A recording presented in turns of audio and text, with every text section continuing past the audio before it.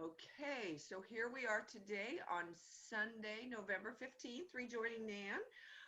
We were going to pick up at the end of the Ralston Creek tenure and getting to Carbondale or to the Big Right. Four Ranch, Yeah. which involved, and if you can kind of tie that in together with Tom Well, you see, Turnbull. Mame was born August 10th, 1960, and we had, so a year and a half after we were after I was married, we were married. Okay, 58, 59, yeah. So, okay, a year, because we were September 58, so, she was born August 60. uh-huh. And And how so at that point, after much looking for properties, they opted on the Big Four Ranch in Carbondale. So how did, And when you say they, how did Tom Turnbull and Uncle Mike come into the mix? I mean, how did well, all, because Uncle Mike at that point had moved back from New York. He moved back from New York for, the last, uh, well, he moved back from New York, I think in 59. okay, And I believe, and then KK and he were married in November of 59, I think. No, I said yeah, 60. Is it 59? 60. 60. November 60. It was Okay, Thanksgiving weekend. okay, and then what about Tom Turnbull? Where'd he go? And Tom was he graduated from Princeton. See, Dad and Mikey knew Tom through Colonial Club, Princeton. Okay, That's how they got to know him. And I think Tom rode too. I don't know as he was on the varsity, but I think he rode. So he would have been probably on the summer staff the summer of 1959, uh-huh, I'm guessing. And 59 or 60, one of the two, probably 60, I would guess. I don't know.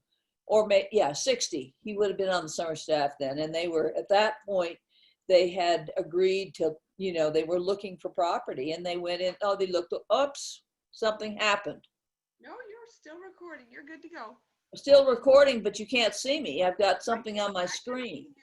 You just because you can't see me doesn't mean I can't see you. You're Well, there's something wrong here. I'm not well. sure. It doesn't. I There think we go. There it's we go. okay. And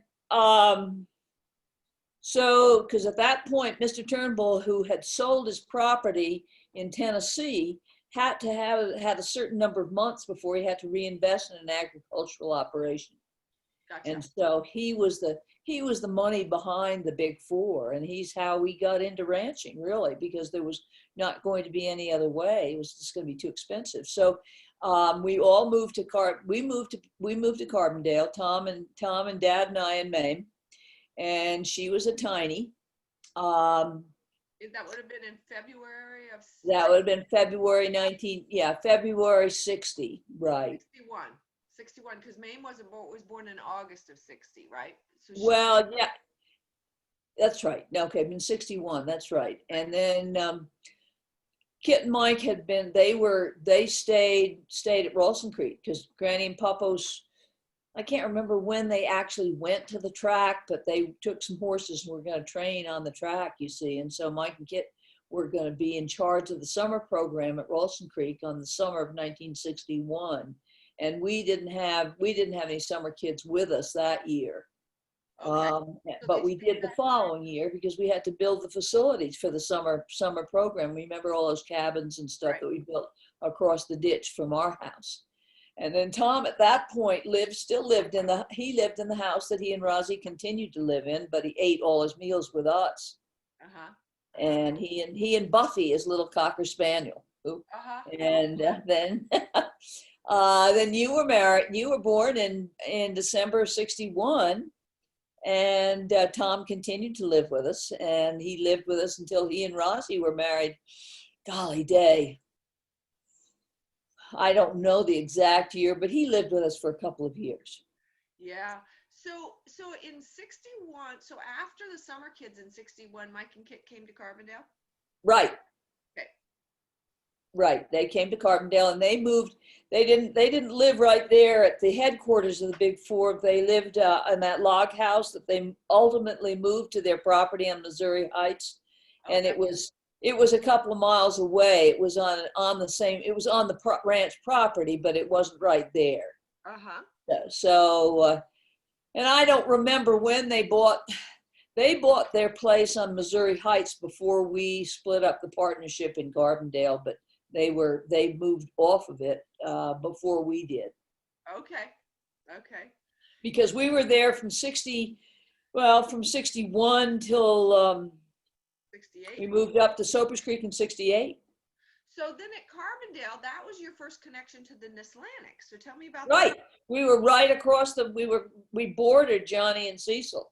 Uh-huh. And then actually the place that Bobby ended up on, did it border us too? I think it did, because you got to it as you came up that first hill and you went directly to the left to get to where Bobby ultimately lived. But Johnny and Cecil were right across the fence, and Dad used to go hunting with John. And I'll never forget one year when you were born, and Maine was a tiny, but you were both in that one bedroom on the, upstairs that faced the Atlantic, Johnny's and Cecil's place. And Dad and Johnny were up at hunting camp, and there were some damn fool hunters that were hunting on Atlantic's property, but they were shooting directly at our house. And Cecil went, thank God for her, but boy, she straightened them out right quickly. That red hair, she could straighten anybody out. Yes, she could, and she did. But it was I had no idea, because I didn't register on it. But she said, God, Mary, they were shooting right at the house. I was afraid the two babies were up in that bedroom. Well, and their oldest two boys were about the same age. About the same age, and then the four of you became a foursome that was inseparable. Right, I remember those. And you did everything together. Yep. You did absolutely everything together, and you really did right until we moved up to Soapers Creek in 70. Yeah, which we moved up there in 68. So, so you had your formative years through kindergarten with Mark and Marty, and even after that, you had a good friend. You had a strong friendship really through that. But those first years at Big Four, they're not really a blur, but I can't, and then we have all those summer kids.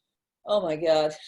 It was chaos, because they and so in 62 we had a full bunch of, there were 60 of us eating, in the new facilities. So, and how that divided up is that, so explain that. So Dad and Uncle Mike and Tom were pretty much in charge of the ranch and projects with the kids with the ranch, and you ran the cabins in the kitchen, or?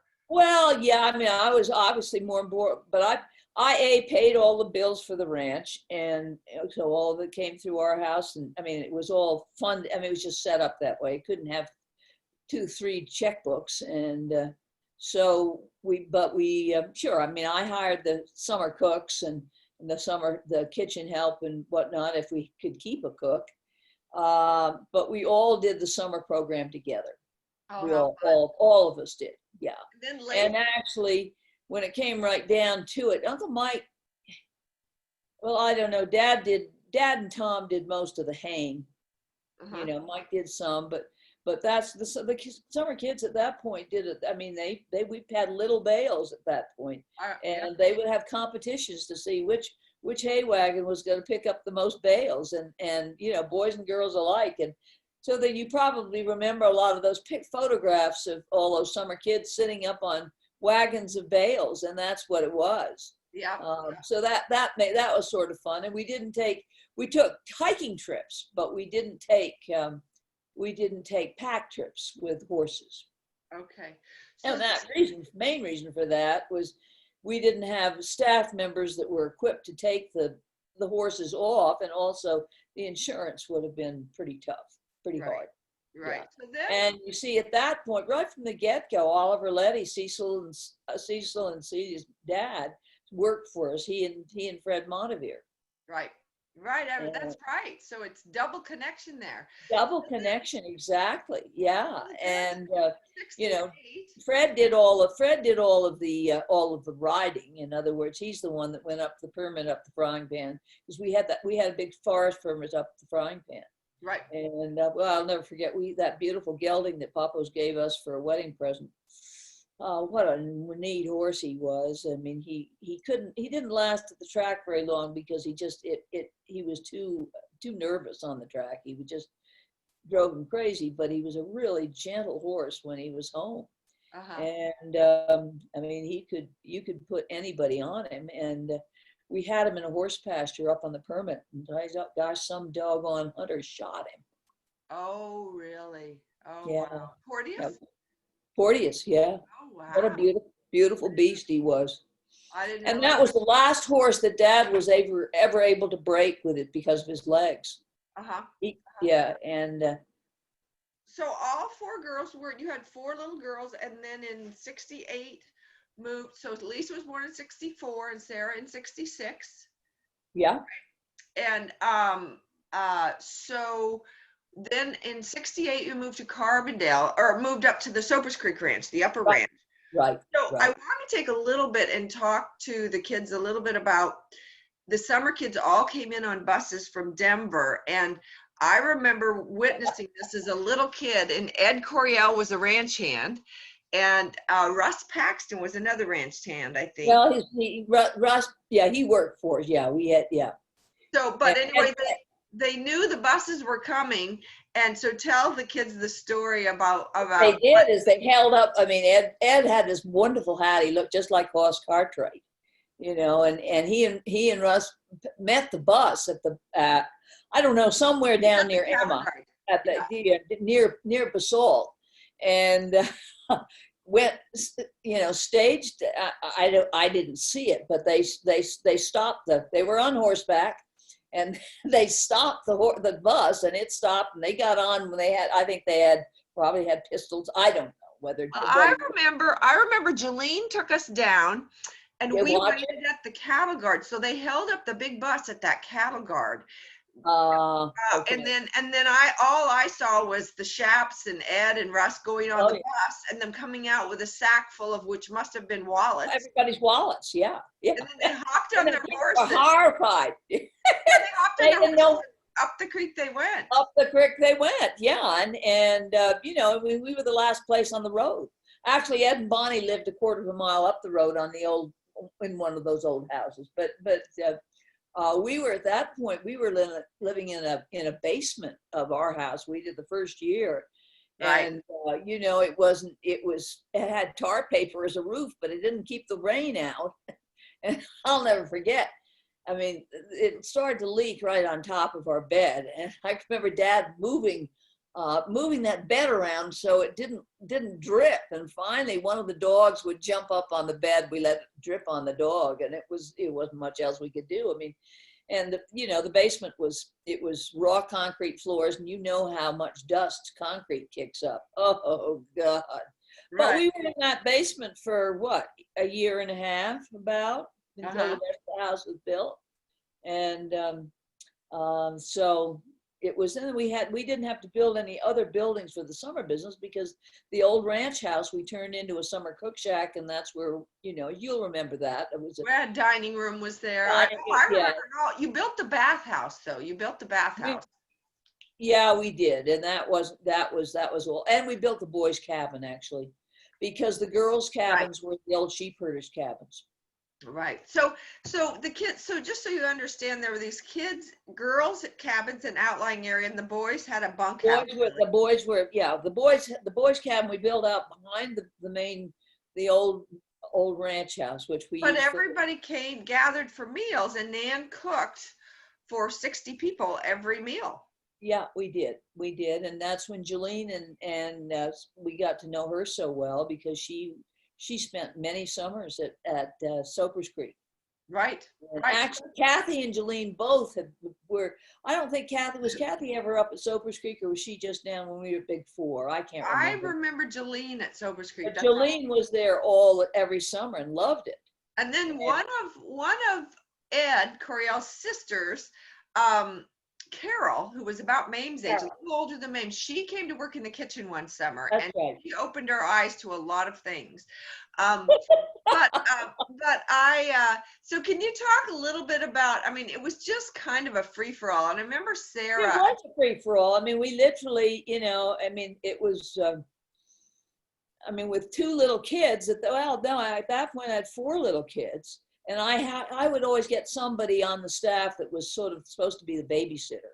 Right. Oh, I remember that. And then you'd already have breakfast going when I'd have breakfast, so I'd have to go up there to start breakfast on the big cook stove, at 6 o'clock. Right. And so we had a big old, the same bell we have right here in Meeker now was our dinner bell. I've got to fix the post because it's obviously broken because it's leaning out here, but we rang that. We had two bells. We rang it, 10 minutes before the meal, and then just a few minutes, and everybody had to get there, and we fed everybody. We had to wash all the dishes by hand. Yeah. I remember you guys making pies, and it seemed like a sea of pie shells there, but just all spread out on the counter. Well, it took 6 or 7 pies for a meal. Yeah, yeah. Well, so when I bake pies, I bake 6 or 7 pies. Right. And and that's why my recipes for rolls are so big, because I mean, I had to double it, but I would make, for every meal I'd make, if we had hot rolls, I'd make 110 rolls. Wow. So talk a little bit about, Dad he was a little bit of a juvenile in a lot of ways, and any sort of food fight that ever happened at the dining hall was usually instigated by Dad. So So tell the story of the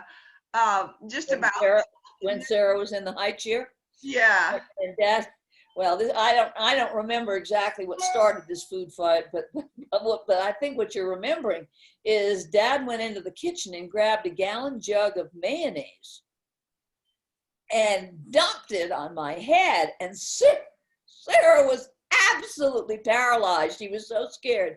What was her dad doing to her mother? Right. And it was really quite funny. There's nothing worse to get out of your hair than mayonnaise. Oh my God, I had to wash my hair 3 times, I think, before I finally got it out. Uh-huh. But pretty soon the whole dining room was having a food fight. I mean, it was it was a free-for-all food fight. Yeah, and then everybody he would get them started, but he didn't have to do the cleanup. Mm-hmm. And then once remember the night we used to do fun things, though. We had baseball games and riding ring and that kind of thing, but then we'd have girls' night in the kitchen and boys' night in the kitchen. Right. And my God, would those kids go all out. I mean, they were terrific, but it was after the boys' night in the kitchen, it was a major job to clean the kitchen, I can tell you that. Well, and I remember the community dances we'd have in that big barn. Oh, that big barn. And acoustically, that loft, it was a Weyerhaeuser design. That's where we got the design of the loft, because we stored, I think we could put 300 tons of hay up there. We built what they did is and that's what the beams in our living room currently come from. But there was a railroad bridge up the Frying Pan River that I don't know who owned it. I don't know who owned it. But anyway, they said Dad could have the timbers if he would tear it down. So he took all the summer kids up there and got that thing turned down and brought all the timbers down. And that's what we built the base of the barn out of. And this loft, that was a drive-in loft, we could put 300 tons of hay, and we couldn't raise very much hay up there, but we had to buy a bunch of hay. But anyway, they could drive the trucks right in there, but we'd have, before we put any hay in there. And then of course, what he had drops for all the stalls, for calving season. Right. So you'd explain what that is. So there was a hole, about that big, and he could break open a bale and drop hay down through the drop. It was like a laundry chute type of thing. Right. And in the bottom part of the barn were a whole bunch of stalls where we put cows if they were calving. And then the end of it, there was a big wash rack. And those were in the days we had nurse cows. Right. Remember the old big brown Swiss cows, and we'd bring our bull calves in, and they'd suck off the nurse cows, and I mean, what a pain in the neck. But anyway, that's what we did. And that's where you girls first washed your first 4-H steers and all of that kind of stuff. Right. But the rock was so bad. I'll never forget Connie Peabody thought it was great fun. But when Dad was building the corrals, he had to take dynamite and blast every fence post hole in order to put a railroad tie in the ground. Oh, wow. one, and it was a major undertaking. Well, But I think these that's all, sheds that we have down here, those were sheds that Dad built at Soapers Creek. and just moved over. Yep. And we took them down piece by piece, bolt by bolt, and moved them over here. Oh, wow. Oh, wow. Well, I think that's probably long enough for today, Mom. I next time when we start, we'll probably start the move to Meeker. I also want to talk about the first introduction to Meeker, my first introduction to Meeker, which was coming With over Dad. that big stock truck for the 4th of July. Oh, yeah. So yeah. we'll pick up there next Oh, time. and that was the year that I don't think Lisa ate so much sugar on that trip at that day. Oh, she was so sick afterwards, but she loved, you know, the way she was. They fed her sugar. I mean, because she got to go with them and with all of you in the back of the truck. Maybe she only went one trip. I think Sarah didn't. I don't think Sarah rode in the big truck. Because there's a Did picture she? of Sarah in the Yeah, back she did. That's right. with the cigarette. Yeah. I wasn't gonna let her, but she was. Well, what was she? 6 years old? No, she would not even, because she started first grade in Meeker. So, Second grade. or second grade, Second but grade. not very old. No, she wasn't very old. But But no, wasn't there snow in Meeker that year? No, maybe not. There was snow in Meeker, but I don't think it was that year. It was the 4th of July with snow. I remember that. But it was. But anyway, but let's pick up there next time. Okay. And let me push the recording button.